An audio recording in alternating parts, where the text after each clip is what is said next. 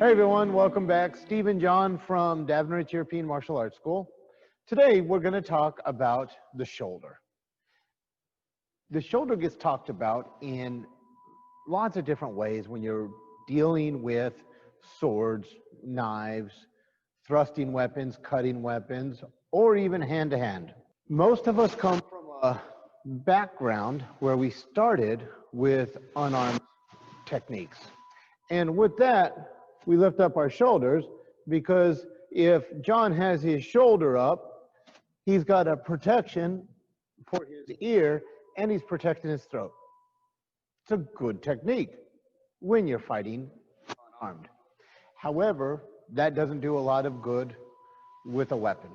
Now we have a force multiplier. And I want to talk about two different options.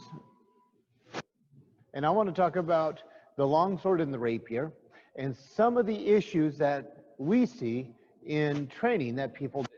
So first, let's go and start with the rapier. So now we have our rapier, we are going to take our guard. And I want to start off facing you this way.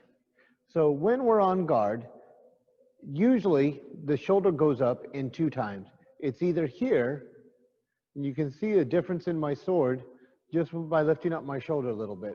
And the reason the shoulder goes up early like this is because I'm using my bicep to try to hold it. This is a real common thing, and that use of the bicep means you're going to burn out your muscle early. Keeping your shoulder down allows you to hold it longer because now it's hanging from the joint. The other time that it gets used a lot is on the thrust. And can you mask up for me? Yes, sir. When people are using their rapier and thrusting with it, a lot of times, whether they are or not, they try to compensate for distance with their arm. In other videos, we've talked about the process of the lunge. And I'm going to go ahead and step. Yes, sir. I'm on guard. I extend in opposition. I use this extension in opposition to pick my point. I'm going to go for his shoulder right now. And then once I've extended, my arm is out. My shoulder is still back though. Then once I've pointed at my target, I just move forward. The nice thing about this is I don't even really have to look to make my strike once I've aimed. So now I'm going to thrust him in the elbow. And I don't even need to look at it because my arm is extended, but my shoulder is back. What happens when people are thrusting when they start, or they're excited because they're in the middle of the fence, is they reach for their shoulder with their shoulder. Now, I'm going to stab you in the face. Yes, sir. Okay. So if I reach out, and I'm going to go for his nose, I can see his nose, so I can put it right into his nose. But if I reach for it and I lunge, I'm actually off to the side. Can we switch sides, please? Can I do that again? Mm-hmm. I'm on guard. I extend, but my shoulder stays back. Actually, I'm going to let you pick the target. Okay. What do you want me to hit? Let's actually go ahead and go for the face right now. Okay. It's a nice, clean picture we see. All right. So I like the nose because it's centered. Exactly. All right. So I go for the nose. I point. My shoulder stays back. And I just put it right into his nose. And it's an easy strike.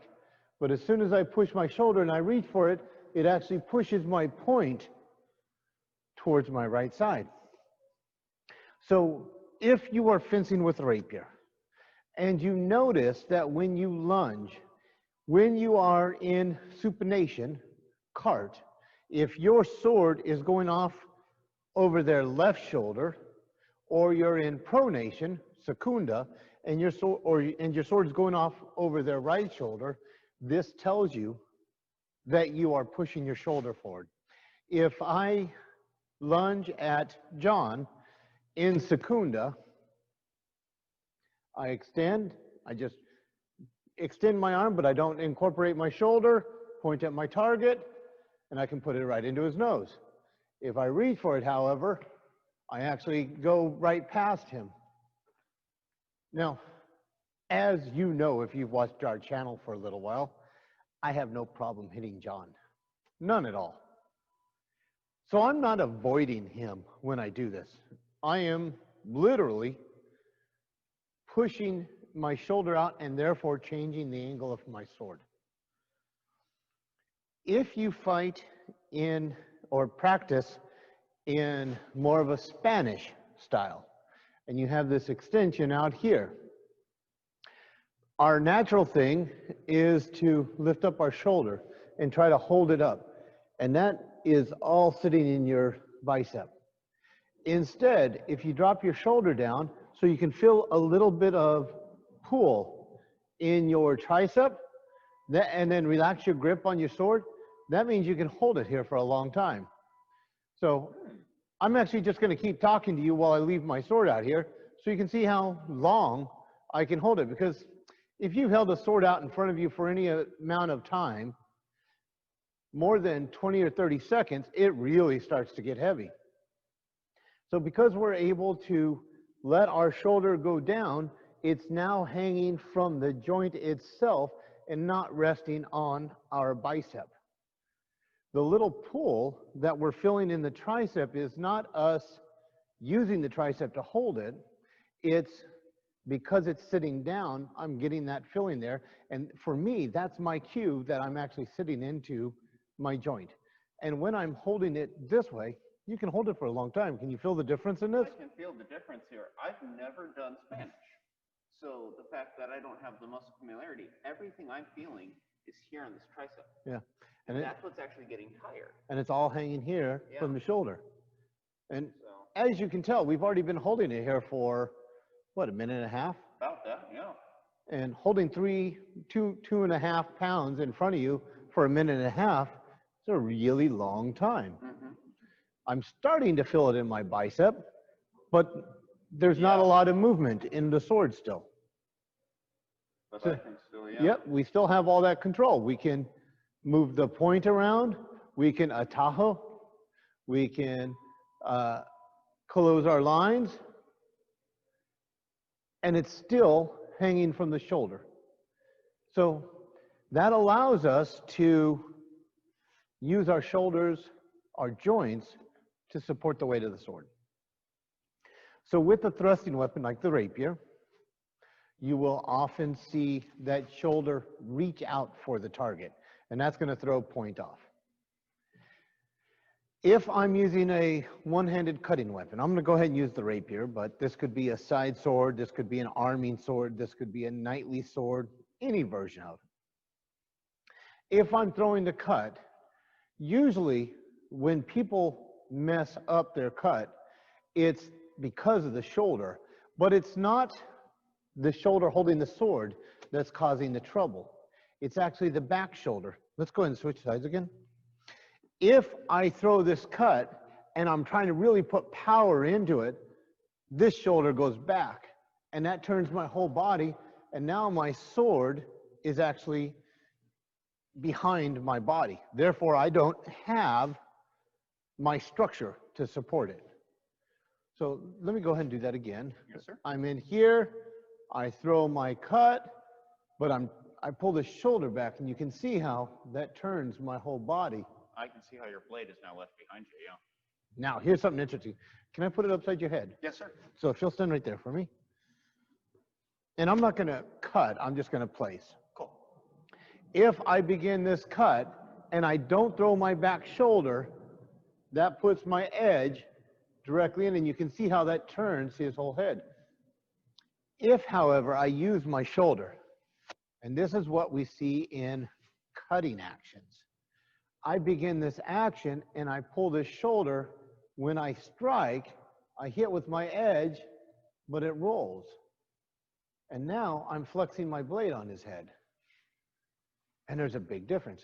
I can feel the difference in the pressure that's being place onto my head. Would you be okay if I cut you in the head with Yeah. this? Go ahead and mask up.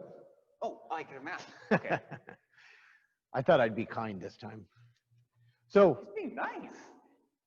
without throwing my shoulder behind me, trying to add extra power to it, watch what happens to him. Come this way just a little bit. There we go.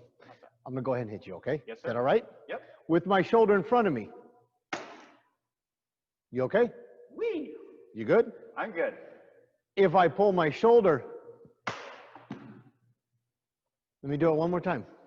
It's a big difference. Yeah. So, are you good for me to do one more? Go for it. Watch his head when I pull my shoulder. You sure? Yeah, go for it. When I pull my shoulder, my sword hits here and rolls, and that's why we're getting that big flex. You got one more in you? For you. If I don't throw my shoulder, and I'm not even going to hit hard. You ready? Ready. Oh, There's no flexation. Thank you very much. you're very welcome. There's no flexing to my blade because I didn't throw my shoulder. So if you are practicing cutting and you see that your strike enters the target and then goes flat or even curves up, that's because you pushed with your lead shoulder. And you can see the angle of my hand as it's curving up. If your cut goes in and then drops down, and then your target goes flying, that's because you pulled your back shoulder. So you can see a physical representation of which shoulder is being pulled. This is going to give you an idea of how best to use your physiology in your strike. If I hit John or any target and I pull or push one of my shoulders, my sword turns. I do make a cut, but then it goes flat. And then what I've done is pissed off my target. Because something that we say here at DEMAS a lot, dying is a long ways from dead. So I want to make sure that I don't hit them in such a way that I just piss them off. So thank you for being with us today and watching the video.